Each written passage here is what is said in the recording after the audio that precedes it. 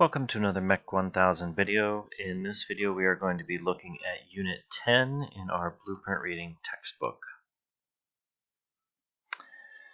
So this chapter covers a few various kind of miscellaneous bits of information, some things that we've probably already been seeing on drawings, but now we get to kind of formally describe them and explain them. For instance, the abbreviation TYP, you may have already seen this before, and it stands for typical, and it's used in drawings to avoid having to repeat information over and over again. For instance, a fillet radius might be called out one time, followed by the abbreviation typical, TYP, implying that all fillet radii are the same.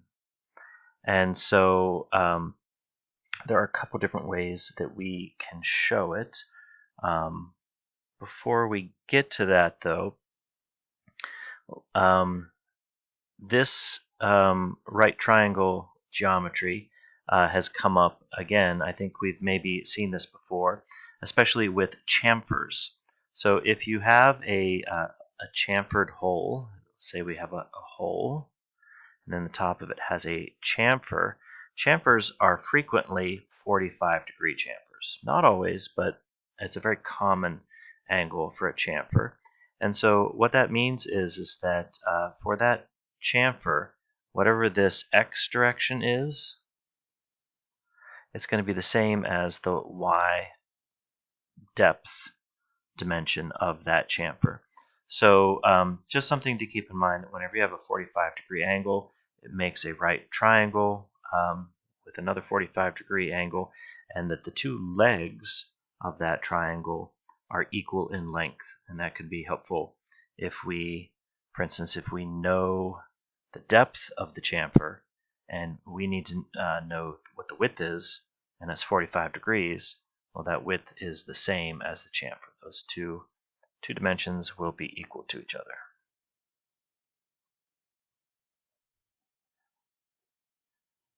Okay, so let's get back to like typical dimensions and other ways of reducing the amount of annotation required on a drawing. So one way that we can save ourselves from having to repeat the same information over and over again is to specify how many times something occurs with the letter X, like a multiplication symbol. For instance, here we see this note that says 18x, or 18 times diameter 7. So we know that there are 18 holes on this drawing, even though they're not all shown. It's a broken out drawing. They use these short break lines and they omitted some of the holes.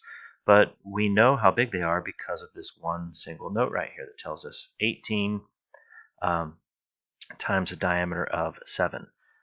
Also here, the spacing of them is called out by one single dimension that tells us there are 17 spaces and each of them are 16 millimeters. And then in parentheses, it tells us that that total distance is 272. When you see dimensions inside parentheses, that means it's a reference dimension. It's put there for your convenience, but it doesn't carry the same kind of tolerances as another given dimension like this 15 or 7. Those are given dimensions that have some tolerance applied to it.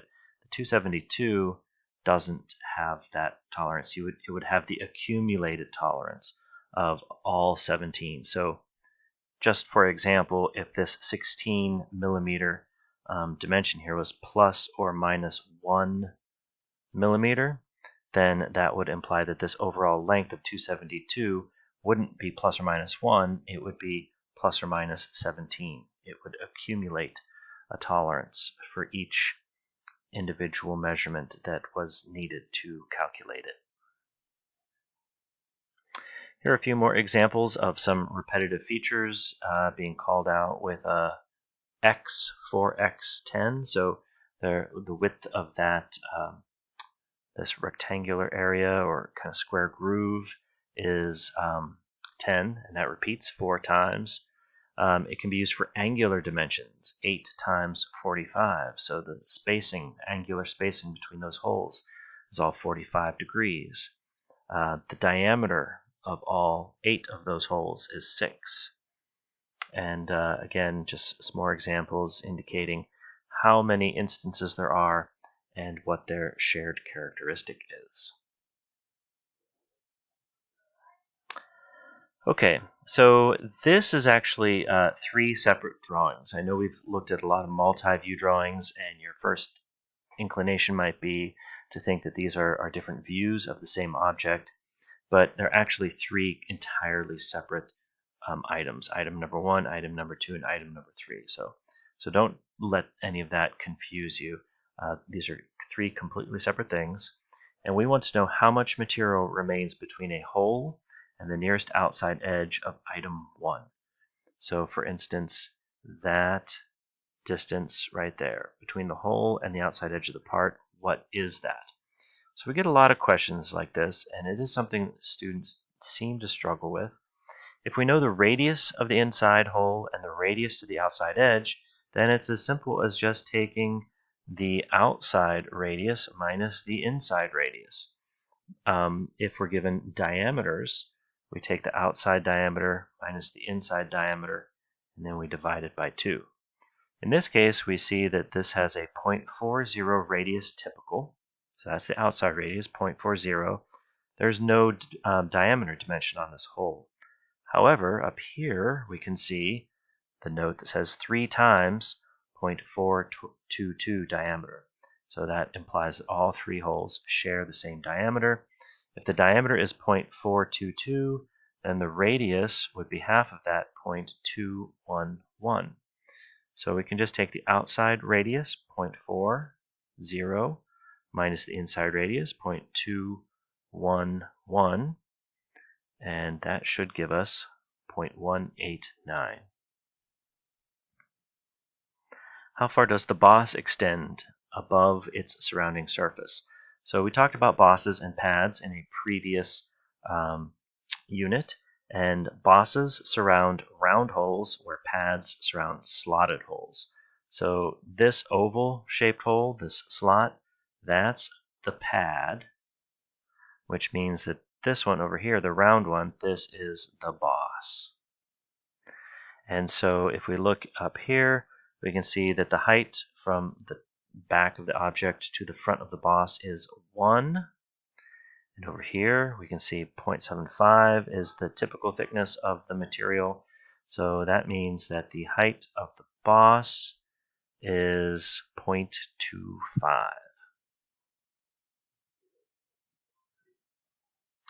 How about the pad? So like I said, this is the pad, the oval-shaped one around the slot.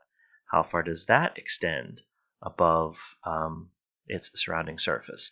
That dimension just happens to be given to us right there. Just need to know where to look, and there it is, 0.10. What is the small diameter of the tapered hole? So we have a tapered hole here. It obviously has a big end of 0.40, and it has a small diameter at the other end. What is that small diameter? Well, it's been a while since we've looked at tapers, but it is given right here as 0.75 taper per foot. So if we take that 0.75 TPF and we divide it by 12, that will give us the TPI. So the TPI is equal to 0.0625. Now the depth of that hole is given here as 1 inch. So if the taper per inch is 0.0625, that means that this hole gets smaller by 0.0625. So we just need to take the diameter at the large end, 0.40, minus 0.0625 at the small end, or rather, that's what the taper is. And so at the small end, the diameter is 0.3375. What is the maximum width of the slotted hole? So here's the slotted hole. The width is given to us as 0.40. That's what its specified width is, but what is the maximum width? That means we need to include the tolerance. .40 is 2 decimal places. So a 2 decimal place dimension has a tolerance of plus or minus 0.01, and we want to maximize that. So we are going to add that tolerance to get 0.41. We introduced thread specifications in a previous unit, and it's never a bad idea to review. What is the pitch of the threads? So the pitch is the distance between two individual threads, or the size of one thread. If we look for the whole note here that contains a thread specification, we can see that it's right here.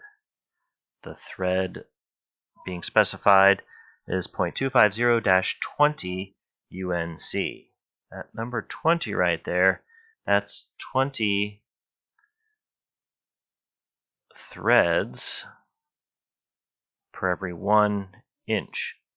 So if we want to know how big one thread is, then we just invert that fraction, and it becomes 1 over 20, or 0.05 is the size of one thread.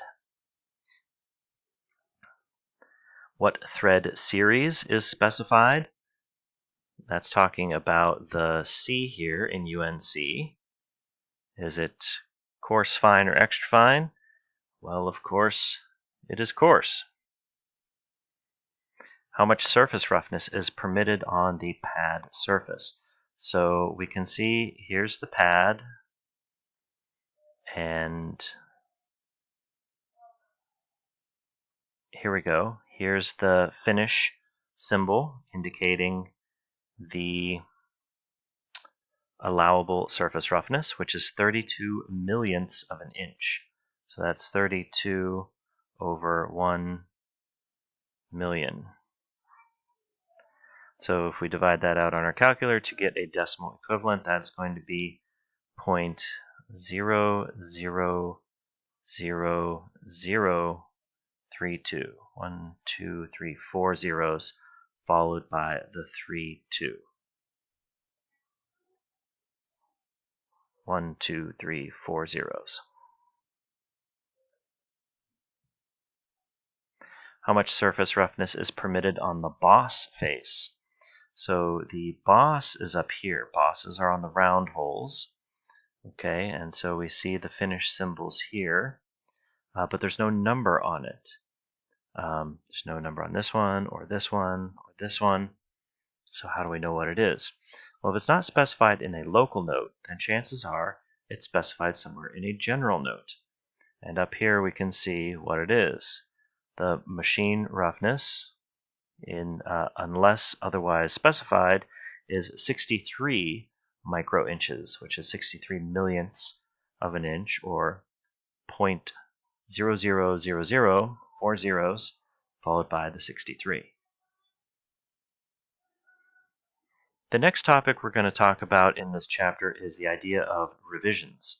So frequently, a set of drawings will be released to a contractor or a manufacturer, and then at some point during the course of construction, or at some point throughout the manufacturing process, there may be a change that needs to be made. Maybe the client has changed their mind. Maybe the engineer has found a better or cheaper way of doing something. Maybe there was some sort of mistake found in the original drawings. But at any rate, a revision drawing has to be released. And so in mechanical drawings, oftentimes there is a table that lists what the revisions are. So this is revision A. And we have this symbol right here letting us know that this is revision A. The item that is underlined is what has changed. And so we can see here that this is now 0.75. If we look at the revision, we can see it was 0.5. So the diameter of that hole changed due to the revision. In addition to that, this dimension here changed, 0.125. Now it's 0.125, but it used to be 0.75. The underlining also indicates that these dimensions may no longer be drawn to scale. I'm about out of time on my video, so we will continue this discussion in the next one.